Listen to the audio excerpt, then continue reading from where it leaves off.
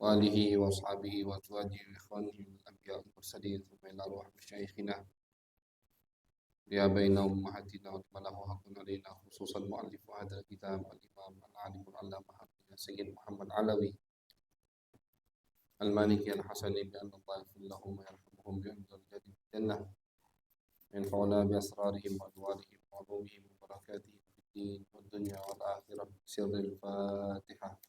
أعوذ بالله من الشيطان الرجيم. بسم الله الحمد لله رب العالمين.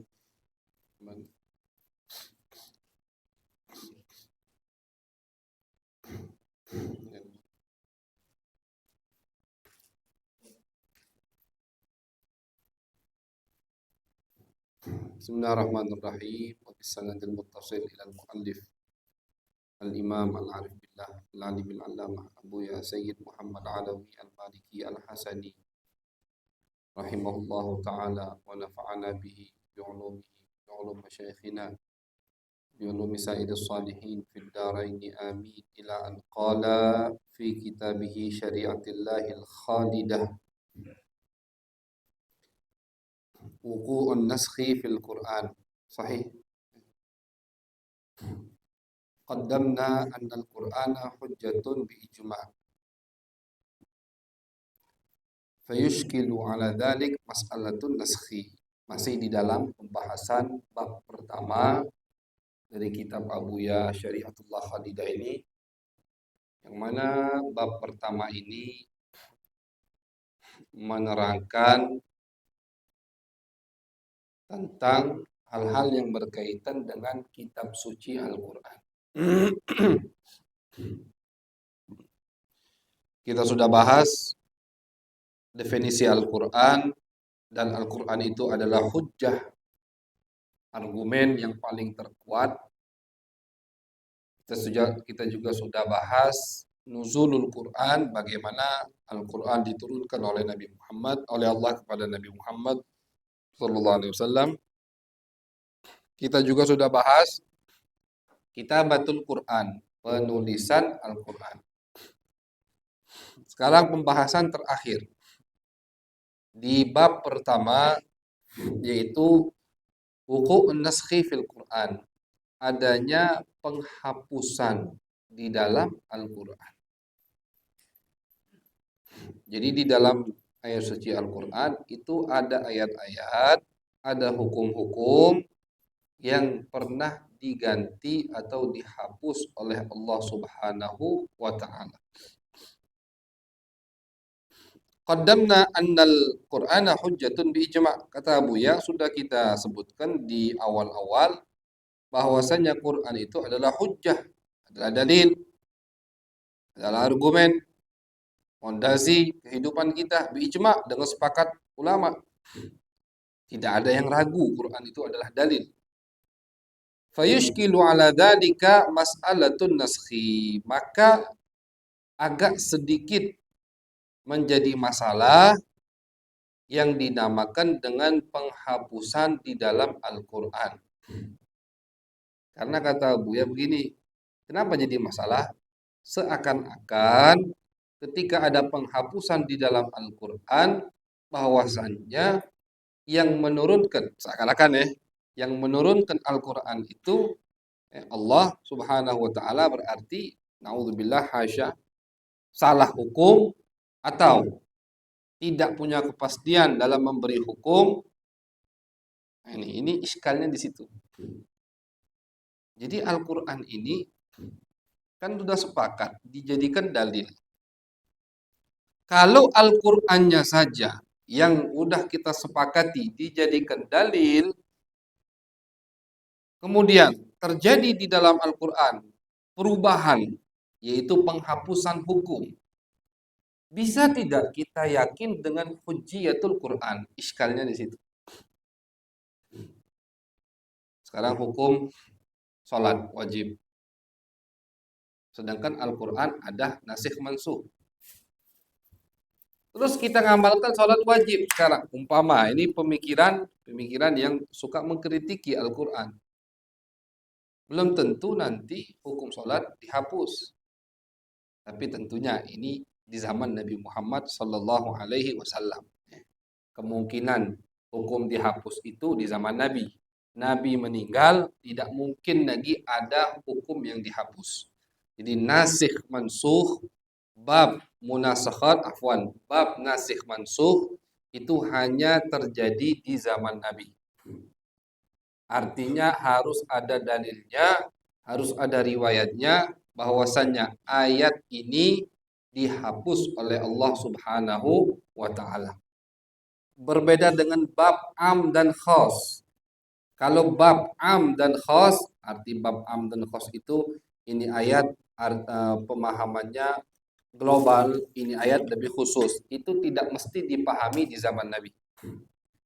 Tapi kalau bab mansuh, bab nasikh mansuh itu harus terjadi dan harus diketahui di zaman Nabi Muhammad sallallahu alaihi wasallam.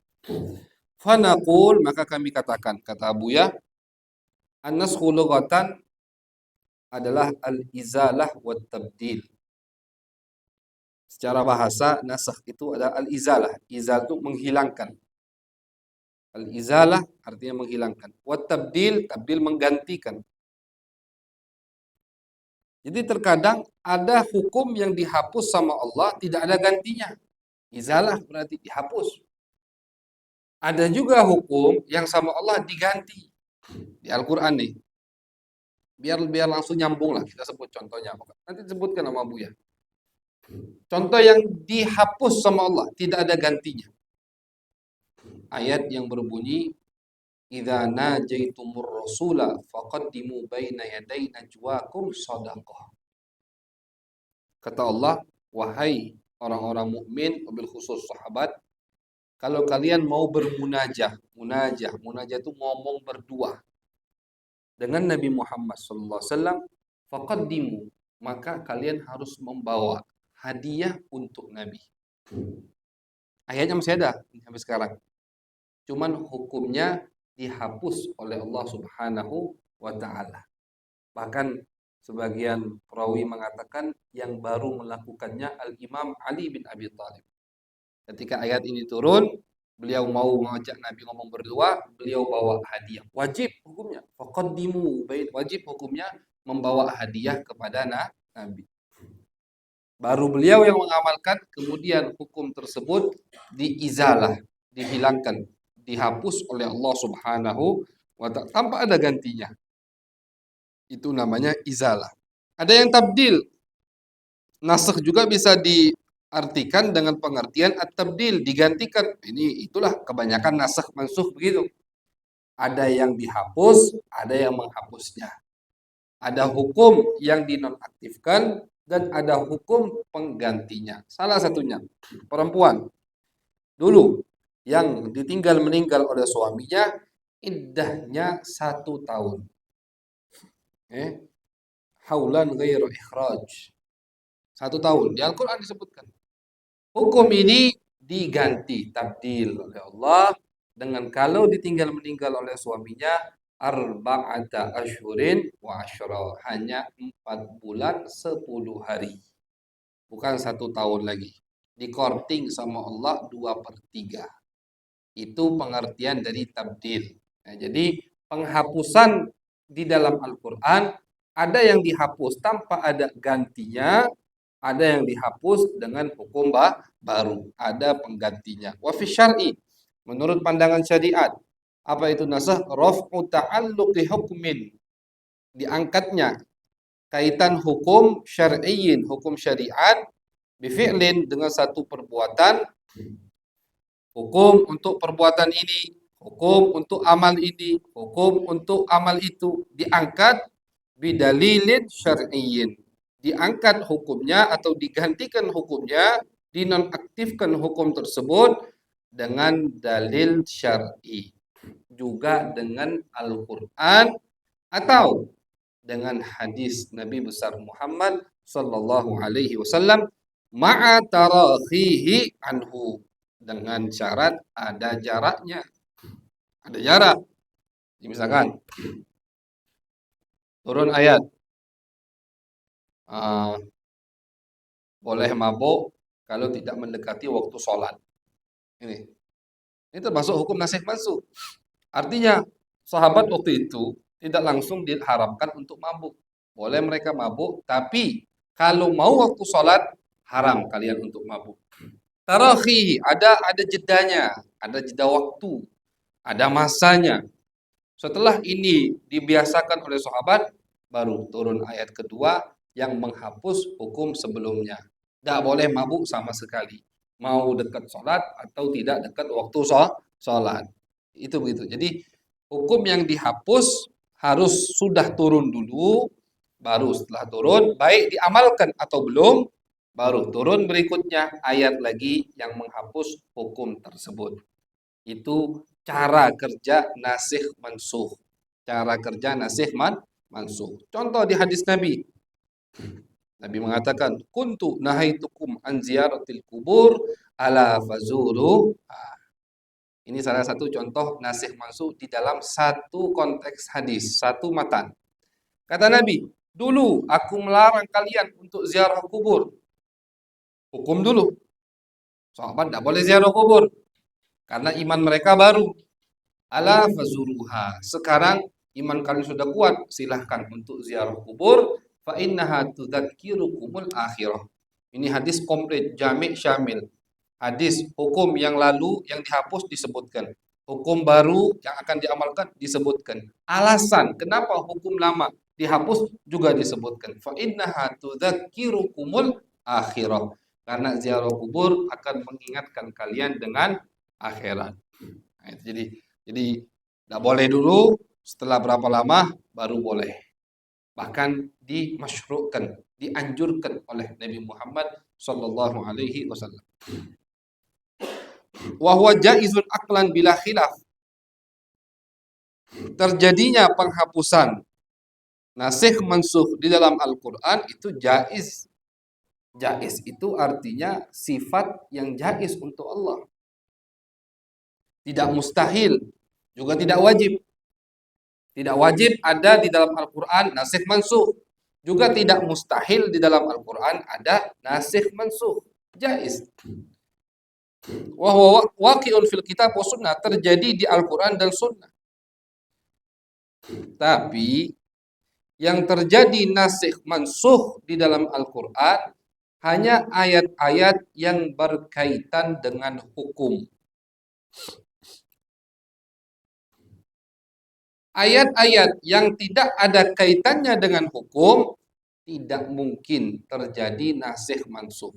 Misalkan Allah cerita, oh Nabi Nuh itu berdakwah di tengah kaumnya 950 tahun. Alfasanatin illa khamsina ama. Ini kan cerita. Tidak mungkin ada nasikh mansuh di situ. Tidak mungkin setelah itu Allah turunkan lagi, oh tidak, bukan 950 tahun, tapi misalkan 1050 tahun. Tidak mungkin.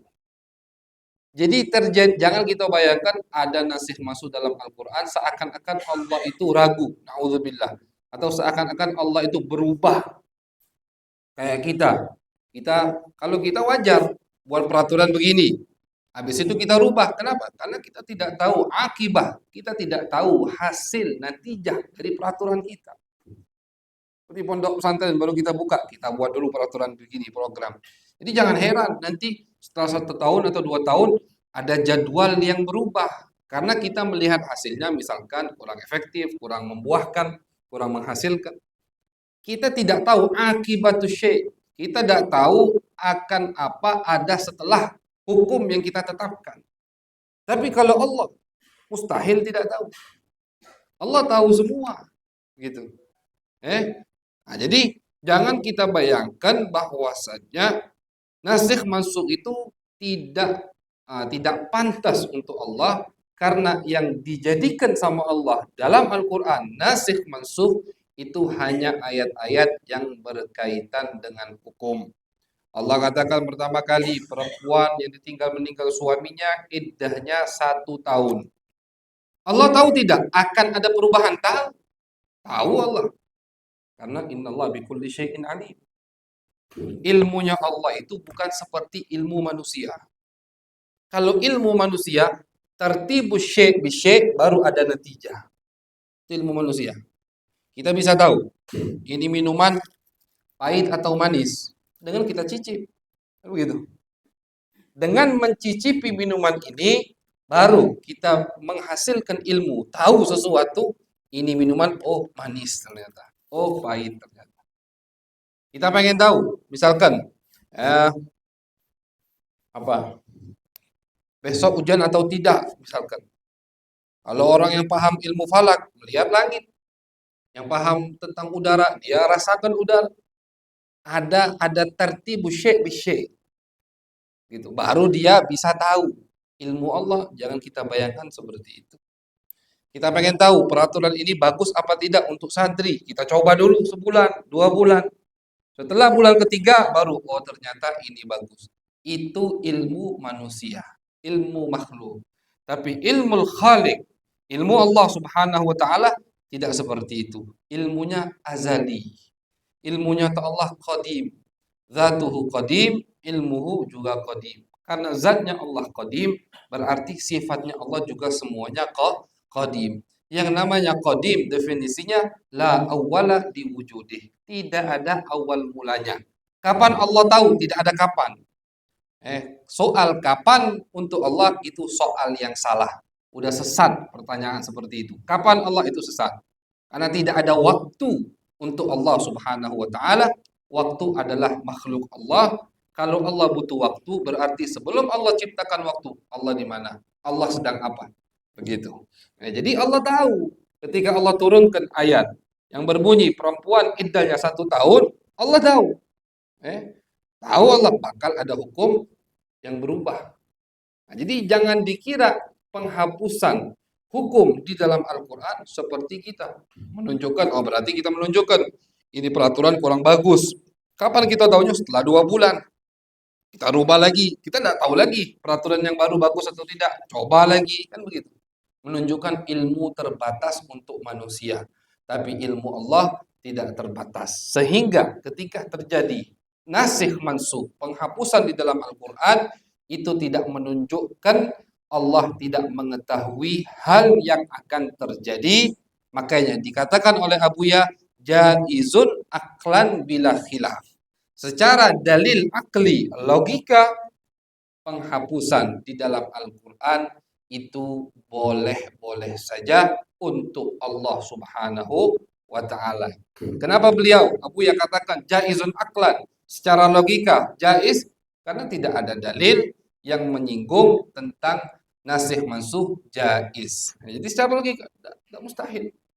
Allah ingin merubah karena memang semua ciptaan Allah, semua di tangan Allah. Allah ingin katakan sekarang begini, 1 tahun. Kemudian 3 bulan berikutnya Allah katakan 4 bulan.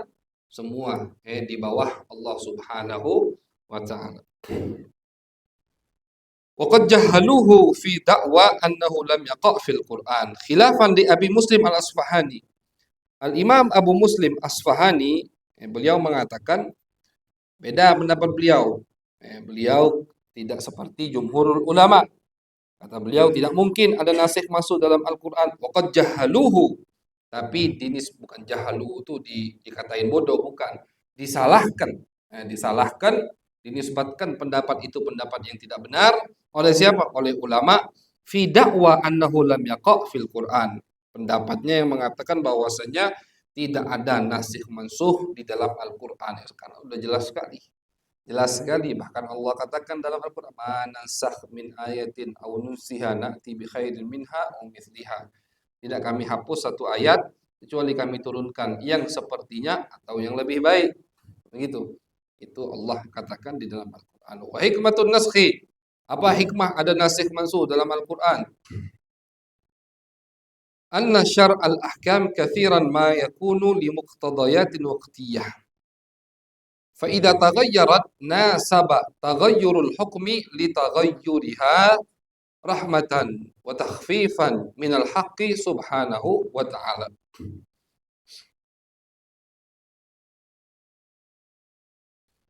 Bahwasanya kenapa ada nasikh mansuh? Karena syariat ini kebanyakan ketika ada hukum yang diterapkan oleh Allah Subhanahu wa taala melalui Nabi besar Muhammad sallallahu alaihi wasallam limuqtadayatin waqtiyah, mengikuti atau dipertimbangkan hal-hal yang lain yang terjadi di waktu tersebut. Limuqtadayat. Muqtadayat itu dipertimbangkan hal-hal yang ada atau yang terjadi di waktu itu. Ada hukum mau turun. Allah lihat situasi sahabat. Allah lihat kondisi saat itu. Kondisi sahabat seperti ini itu hukum tidak pas kalau yang turun langsung finish. Nah, kita turunkan dulu kata Allah hukum yang ini. Ketika sahabat baru masuk Islam, mereka baru mengikuti Nabi Muhammad SAW, mereka biasa minum arak. Kalau langsung Allah, tadi ilmu Allah tidak ada waktunya. Allah tahu Homer itu bakal haram. Tapi karena situasi sahabat tidak memungkinkan untuk langsung Allah turunkan hukum akhir, maka Allah turunkan dulu hukum pertama, hukum kedua, hukum ketiga, baru hukum akhir, hukum keempat. Jadi ketika syariat atau kewajiban di dalam Islam disyariatkan, diwajibkan oleh Allah melalui Nabi Muhammad, itu Allah selalu mengikuti sikon sahabat pada saat itu. Dilihat dulu bagaimana sahabat.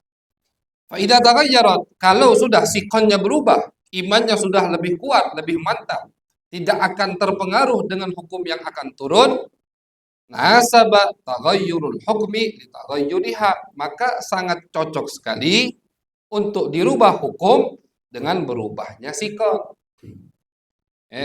Tapi ini jelas khusus di zaman Nabi Muhammad sallallahu alaihi wasallam.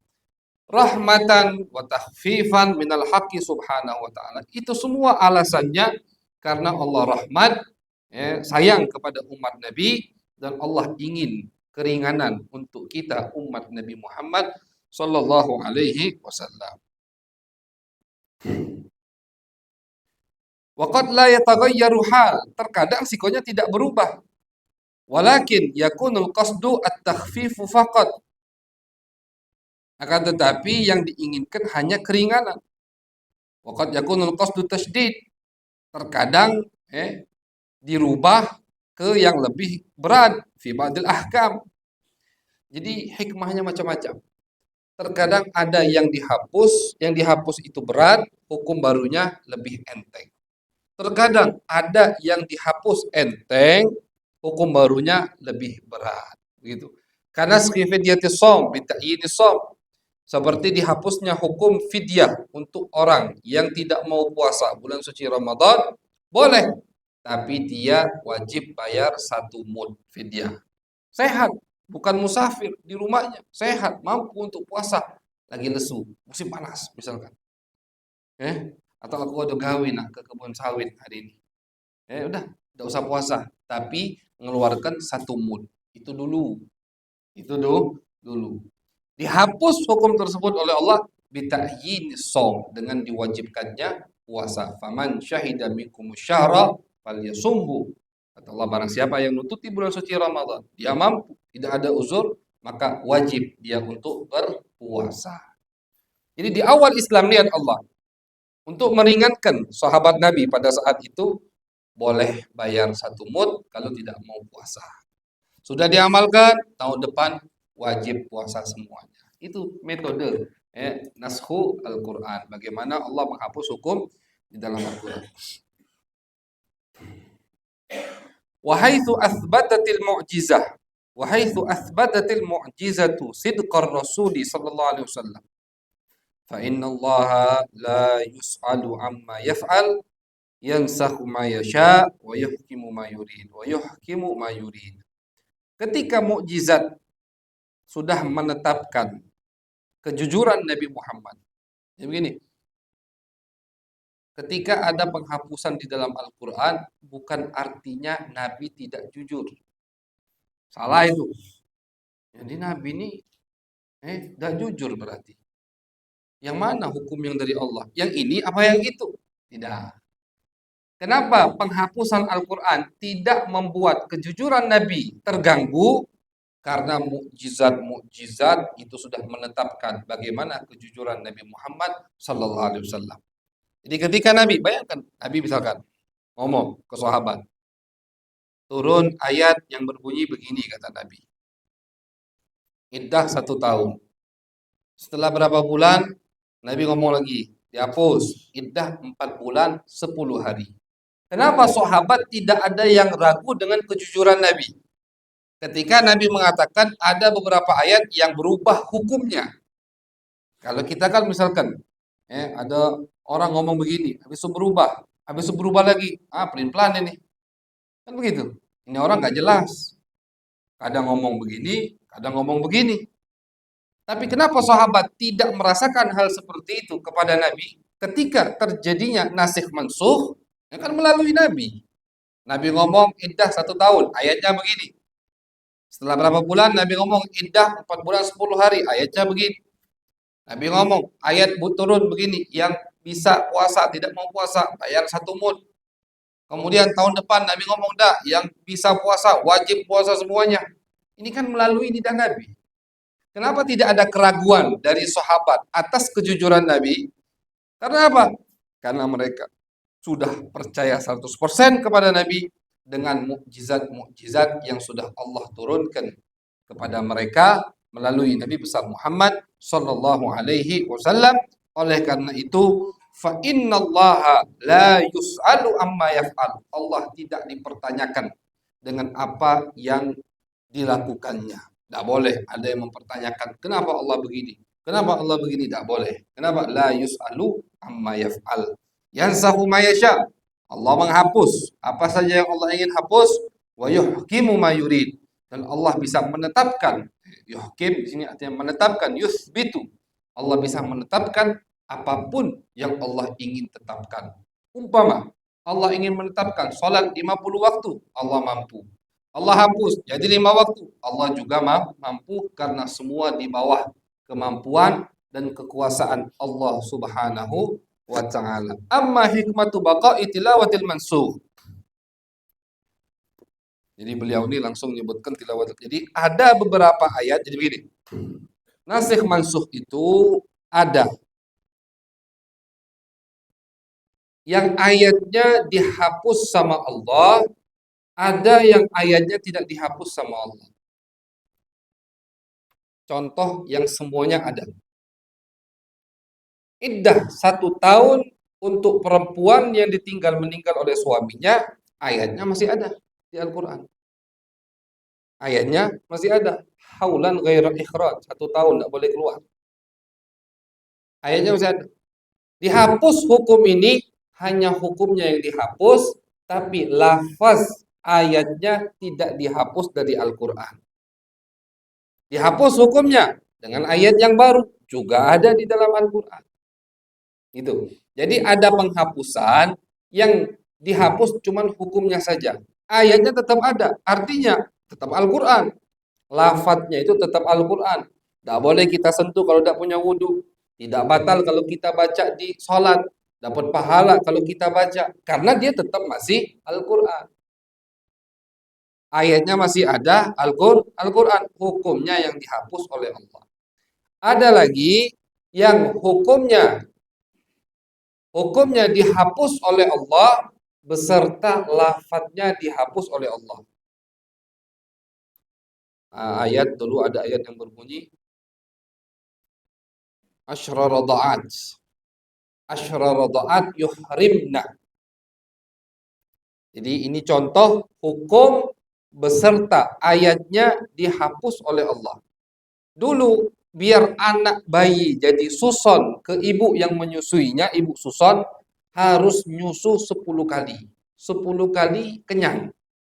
Tidak mesti 1 hari, tidak mesti 2 hari. Misalkan pagi dia nyusu sampai kenyang. Biar jadi anak susonnya, dihitung 1. 2 jam lagi, 3 jam lagi, nyusu lagi. Dihitung 2, sampai kenyang. 3 jam lagi, 2 jam lagi, disusu lagi. Sampai 10 kali.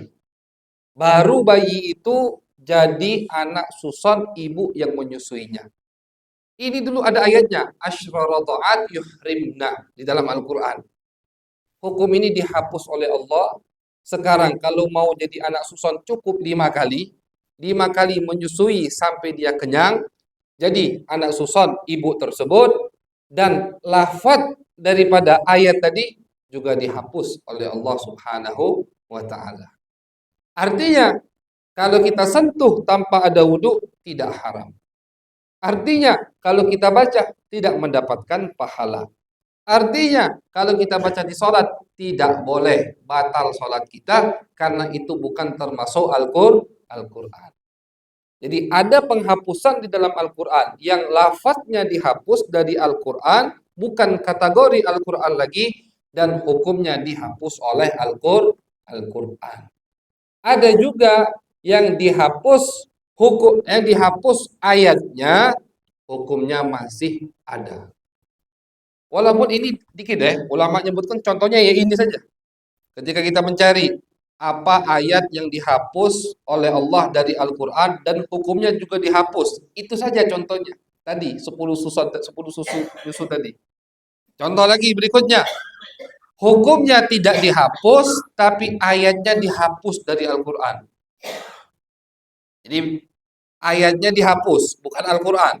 Dulu Al-Quran, tapi dihapus dari Al-Quran, cuman hukumnya masih ada. Asy-syaikhu wasy-syaikhatu idza zanaya farjumuhuma albattah. Kalau ada orang tua laki-laki dan perempuan tua berbuat zina, maka rajam mereka. Walaupun sudah tua melakukan zina, rajam tetap. Ini hukum masih berlaku sampai sekarang. Masih berlaku kan? Pokoknya siapapun, statusnya apapun, dia berbuat zina, yang membedakan hanya satu, udah nikah atau belum. Kalau sudah nikah, hukumnya rojam. Kalau belum nikah, hukumnya cambuk 100 kali. Itu saja. Tapi faktor umur tidak ada beda. Tentunya setelah dia balik. Kalau belum balik, lain lagi hukumnya. Begitu. Ini hukum masih berlaku sampai sekarang, sampai nanti hari kiamat. Tapi ayat yang berbunyi tadi, carilah di Al-Quran, tidak bakal ketemu. Karena ayatnya dihapus oleh Allah. Tidak boleh dibaca dalam sholat. Boleh kita sentuh tanpa ada wudhu. Kenapa? Karena dihapus, dinasakh sama Allah lafadznya dari Al-Quran. Jadi contoh yang pertama tadi, ya, ayatnya atau lafadznya ada semua di dalam Al-Quran, yang dihapus cuman hukumnya saja. Ini yang paling banyak. Ini yang paling banyak. Ada yang lain lagi, cuman dikit atau satu bisa dikatakan tadi. Hukum dan lafadznya dihapus dua-duanya. Tadi 10 kali menyusui. Ada yang satunya lagi, ayatnya dihapus, lafadznya dihapus, tapi hukumnya tetap masih ada, syariat tetap tadi, orang tua yang berbuat zina. Di sini Abu Yarsa menyebutkan, amma hikmatu baqa'i tilawatil masuk. Apa hikmahnya? Hukumnya kan sudah dihapus oleh Allah. Iddah dulu 1 tahun, kemudian Allah hapus 4 bulan 10 hari. Kenapa yang 1 tahun masih jadi Al-Quran? Apa hikmahnya? Kenapa sama Allah dibiarkan tetap di dalam Al-Quran? Sehingga bisa kita baca. Wajib kita pakai wudhu kalau menyentuhnya. Fahuwa at-tadhkir bihikmatit takhfif. Hikmahnya untuk mengingatkan kita. Dengan apa? Dengan keringanan Allah Subhanahu wa ta'ala. Lihat. Kalau yang dari susah, kemudian gampang. Oh, ini keringanan untuk kita semua. Dulu, iyyakum minkum isyruna sabiruna yaglibu mi'atain. Apa ayatnya? Iyyakum minkum mi'atun yaglibu alfan biiznillah. Dulu sahabat, 100 sahabat itu tidak boleh mundur kalau menghadapi 1000 musuh. 1 lawan 10. Kabur di medan pertempuran itu termasuk kabair. Al-firar minaz zahaf. Ya. Udah di depan wong kafir. Kabur lagi, dia takut mati. Haram, dosa besar. 1 lawan 1, haram kabur. 1 lawan 2, haram kabur. Kita satu, musuh kita 2 orang, musyrik, haram kita kabur. 1 lawan 3, haram. 1 lawan 10 masih haram ente kabur. Harus lawan. 1 lawan 11 baru boleh ente kabur. Dulu begitu. Berat kan? Berat. Iyyakum minkum mi'atun alfun yaglibu alfain. Alfun mi'atun yaglibu alfan. Kalau kiranya tertibnya itu di surah Al-Anfal. 100 banding 1000, artinya 1 lawan 10. Tidak boleh kabur. 1 lawan 11 baru bolehkah kabur. Ini hukum di awal Islam, berat. Kemudian dihapus sama Allah. Iyyakum minkum isyruna sabiruna yaghlibu mi'atain. Berarti 1 lawan berapa itu? 20, 200. 1 lawan 10 itu ya. Berarti salah, bukan itu ayatnya. Alfun yaghlibu alfain. 1000 lawan 2000. Berarti 1 lawan 2. 1 lawan 1, tidak boleh ente kabur. 1 lawan 2, tidak boleh ente kabur, haram. 1 lawan 3, boleh ente kabur. Ketika ada musyrik ketiga datang nyerbu kita sendirian, berarti 1 lawan 3. Di situ kita bolehkah kabur? Tidak termasuk dosa besar. Ini hukum dulunya 1 lawan 10. Dihapus oleh Allah jadi 1 lawan 2. Paham ya? 1 lawan 2. 1 lawan 3 baru boleh kabur. Dua-duanya ada masih di dalam Al-Quran. Ayatnya masih ada. Kenapa? Yang udah dihapus ayatnya masih ada. Mengingatkan kita dengan keringanan dari Allah Subhanahu wa ta'ala. Kalau misalkan hukum tersebut dari yang enteng ke hukum yang berat, itu juga mengingatkan kita bagaimana Allah sayang dengan umat Nabi. Allah sayang dengan sahabat. Tidak Allah langsung haramkan khamar, tapi pakai rentetan waktu yang lumayan panjang. Nah, jadi dari boleh, tidak boleh. Kan lebih berat berarti. Dari boleh tidak puasa sampai wajib puasa, lebih berat. Cuman mengingatkan kita bagaimana Allah sayang dengan umat Nabi Muhammad sallallahu alaihi wasallam. Wal imtinan bitilkan nikmah, dan Allah ingin kita merasa merasa senang dengan nikmat tersebut. Wastihdar tilkal hal sabiqah, dan kita bisa istihdar, membayangkan keadaan dulu. Bayangkan bagaimana sahabat ketika menghadapi 10 orang tidak boleh kabur. Bayangkan coba. Bayangkan bagaimana sahabat ketika mereka minum khamar itu istilahnya kita kalau minum jus lah, lebih dari jus. Kopi. Nah, kalau kopi, apalagi yang ngerokok kan harus kopi terus kan. Kopi itu minuman wajib. Coba bayangkan kalau diharamkan. Kopi haram, ada fatwa misalkan. Bukan fatwa aja misalkan, langsung turun ayat. Berat untuk kita. Lihat Allah bagaimana. Nah, ini yang Allah inginkan. Kita membayangkan bagaimana generasi pertama daripada generasi Islam menerima syariat hukum dari Allah Subhanahu wa ta'ala. Makanya sama Allah ayatnya ditetapkan masih di dalam Al-Quran, walaupun hukumnya sudah dihapus oleh Allah Subhanahu wa ta'ala. Wa thawabut tilawah wa ta'abbud wal i'jaz, biar kita juga mendapatkan pahala ketika membacanya. Walaupun hukumnya sudah dihapus, tapi tetap dapat pahala kalau kita baca. Ta'abbud, kita bisa beribadah dengan Allah melalui lafaz yang hukumnya sudah dihapus oleh Allah Subhanahu wa ta'ala. Ini hikmah-hikmahnya. Wal i'jaz juga menunjukkan bagaimana mukjizat Al-Qur'an. Mukjizat apa saja yang ada di dalam ayat tersebut ketika ayat itu ditetapkan oleh Allah Subhanahu wa taala. Wa fawaidu adabiyah, dan banyak lagi masih faedah-faedah yang berkaitan dengan adab atau sastra, dengan kefasihan Al-Qur'an, dengan tingginya mukjizat balaghatul Qur'an di dalam ayat-ayat tersebut. Jadi di ayat-ayat Al-Qur'an itu di setiap kalimatnya, di setiap hurufnya, di setiap tertibnya mengandung mukjizat yang luar biasa. Kayak ulama banyak mengarang ijazul Qur'an. Berapa banyak ijazul Quran, mukjizat Al-Quran. Dari mana mukjizat Al-Quran?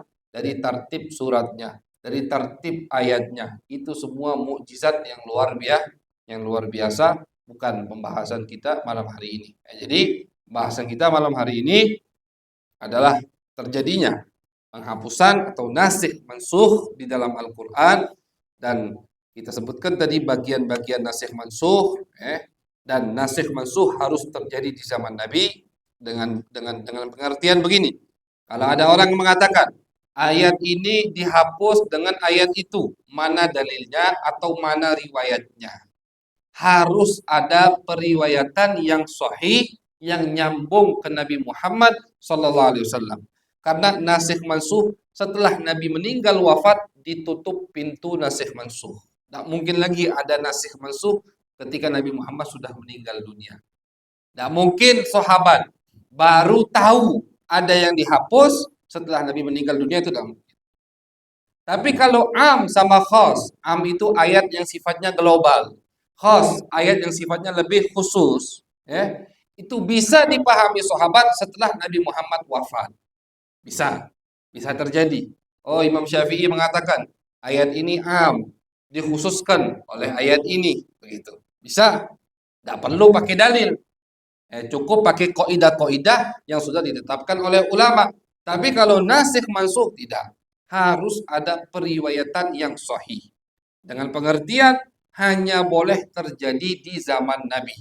Tidak mungkin di waktu Nabi sudah meninggal dunia terjadi nasikh mansukh. Jadi Nabi meninggal sudah, Al-Qur'an sudah sempurna baik dari lafadznya atau dari hukumnya. Wallahu a'lam bishawab. Mungkin ada yang ingin bertanya?